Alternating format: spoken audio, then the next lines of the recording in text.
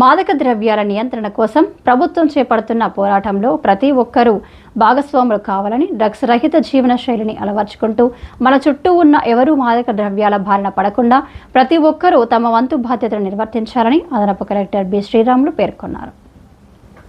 శుక్రవారం సమీకృత జిల్లా కార్యాలయ సముదాయంలోని అదనపు కలెక్టర్ చాంబర్లో నిర్వహించిన జిల్లా స్థాయి నార్కోటిక్ కోఆర్డినేటర్ సెంటర్ సమావేశానికి ఆయన అధ్యక్షత వహించారు.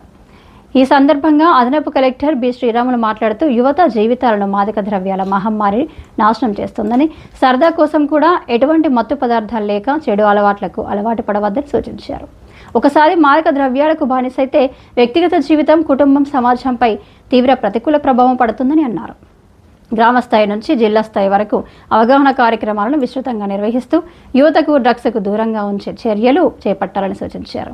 సమావేశంలో జిల్లాలో మాదక ద్రవ్యాల నియంత్రణకు చేపడుతున్న చర్యలు, కేసుల నమోదు, అవగాహన కార్యక్రమాలు, వివిధ శాఖల సమన్వయంతో సమీక్ష నిర్వహించారు. ఈ సమావేశంలో జిల్లా పోలీస్ శాఖ, ఎక్సైజ్ శాఖ, వైద్య ఆరోగ్య శాఖ, విద్యాశాఖ, ఇతర సంబంధిత శాఖల అధికారులు పాల్గొన్నారు.